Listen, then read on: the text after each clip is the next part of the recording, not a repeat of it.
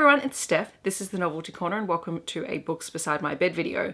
For anyone who is new here, I film one of these every week where I wrap up the last 7 days worth of reading, and for anyone who is very familiar with the series, welcome back. This is my reading week from the 14th until the 21st of February. I read a total of 10 things this week, including 1 graphic novel, 1 novella, and 8 novels, and 5 of those books were actually part of one series because I fell down a binge reading rabbit hole at the end of the week. I read a total of 3,073 pages and my yearly reading total is 68 books for 2021. We're going to jump straight into talking about the books. So the first book that I read this week was Bonds of Justice by Nalini Singh. This is book 8 in the Side Changeling series and part of my rereading challenge for myself to read these books this year. I will have a separate video coming out for this one, hopefully in the next couple of weeks. And in this one, we follow Max Shannon, who is a human police officer, and Sophia Russo, who is a justice Psy, and it is their relationship, but there's also a lot of really bigger world plot lines happening in here, particularly within the Psy community and especially with Nikita, who is one of the Psy counselors. Max and Sophia find themselves having to work together to find out who is behind some political assassination attempts. The first time that I read this book, I probably gave it about a 3 out of 5 stars, and on reread I upped it to a 4 because, as I've said with all of my previous rereads of this series, I truly appreciate the amazing world building that is going on in this series so much more on reread now that I know what's happened with the world, because you begin to see where everything gets set up. And this book, even though the romantic subplot is perhaps not my favourite, although I did enjoy it more than I did last time, it is such an important book in terms of moving the world forward that it does a really good job. Then I read Porn Star by Lauren Lynn Page and Sierra Simone. I gave this one 4.5 out of 5 stars. It is pretty much what it says on the title. We follow Logan O'Toole, who is a very famous porn star. He's just started his own production company and he ends up with a partnership with another company and they're trying to create a new style of porn video, and he is desperate to have the one girl that he can't get out of his mind involved, and that is Debbie Dare. He had one scene with her many years ago and he's never forgotten her, and their paths cross and he convinces her to be involved in this project. And then of course feelings get involved, and this really explores, can you actually have a relationship with someone and work in the porn industry? And it does look at the negatives of that industry as well as the people who are trying to make positive change within it. So I really enjoyed this story. It was fun. It was very, very steamy from page 1, but definitely a lot of fun. Then I read Sweet Talkin' Lover by Tracy Livesey. This is the first book in the Girls Trip novels, and in this one we follow Kayla Harris, who works in the beauty industry, and after one drunken night of some mistakes that she wished she hadn't made, she finds herself on the outs within her company where she was previously fast-tracked for promotion. And the only way that she can get back on track is to head out to this small town where she has to shut down an unprofitable factory and therefore resurrect her career track. However, when she gets there, she crosses paths with the town mayor, Wyatt Bradley, and he's sort of the darling of the town, and he's quite young, he's very attractive, and he attaches himself to her side in an attempt to show her how important this factory is to this small town and how shutting it down will have a huge impact. And they're both very attracted to one another.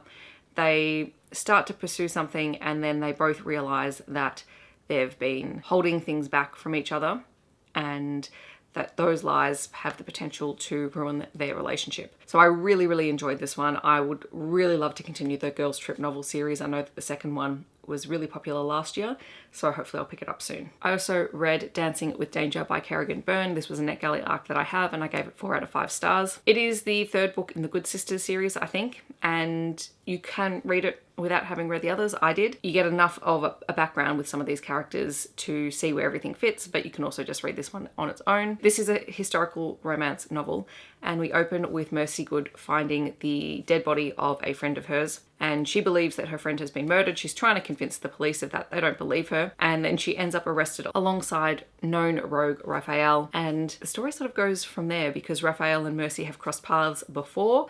She doesn't really trust him.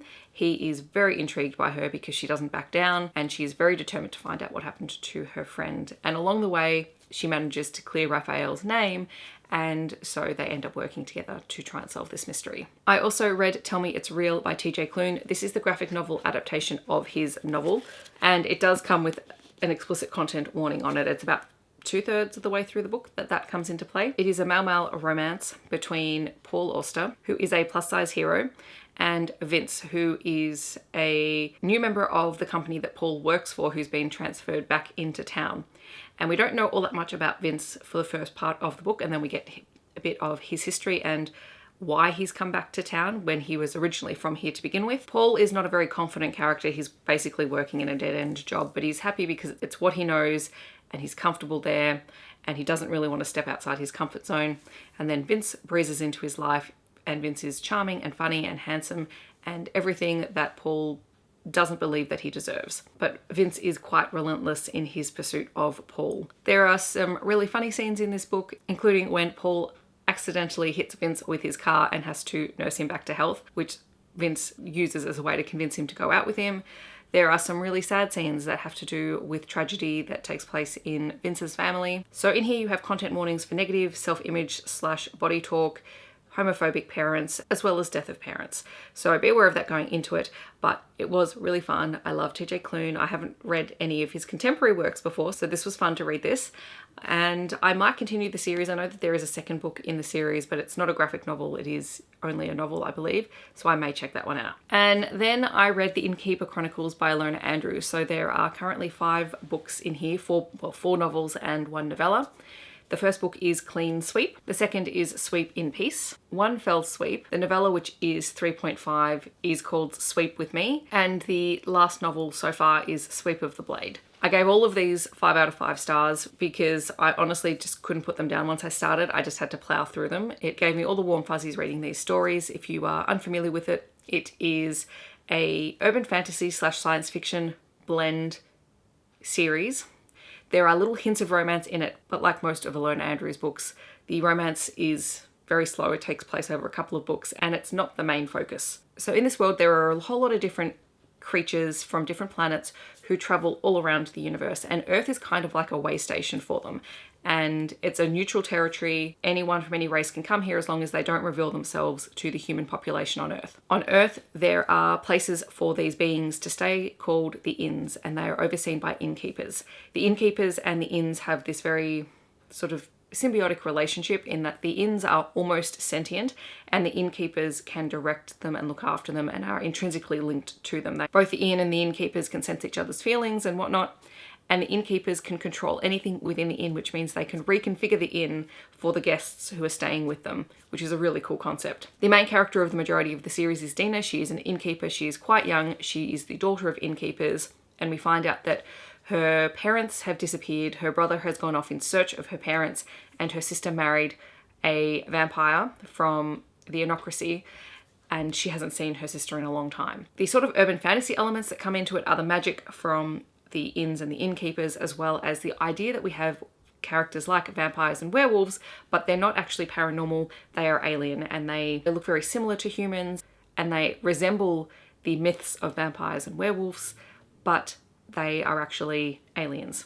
And then you have different alien races that pop into the series as well. It's a really, really cool concept for a series. They are also pretty short. They're very fast and easy to read. Clean Sweep basically sets up the premise for the series and introduces the ideas of vampires and werewolves and the inns and the way station and the alien worlds that Dina can open doorways to and travel to. We also meet Sean, who is a werewolf who appears in all of the books. We also meet Arland, who is the vampire who appears in all of the books. In the second book, Sweep in Peace, Dina's Inn hosts a peace treaty meeting, which gets very, very complicated, but when different races come together and they're in the middle of a war and they're trying to find a way to negotiate their differences, and not everything goes to plan. In one fell sweep, Dina ends up having to rescue her sister and her niece and bring them back to the inn. Meanwhile, she also is looking after a race of beings who are almost extinct and are being targeted for assassination, so people are attacking the inn trying to get to her guests. And the one unmovable rule for the inns and the innkeepers is that the innkeepers will defend their guests and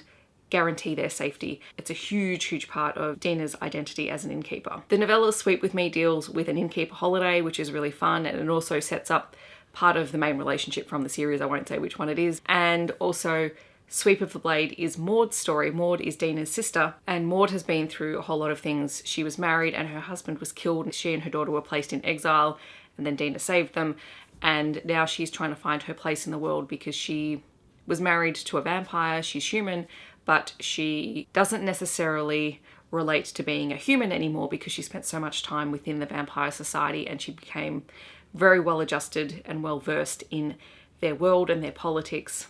And so she behaves like them.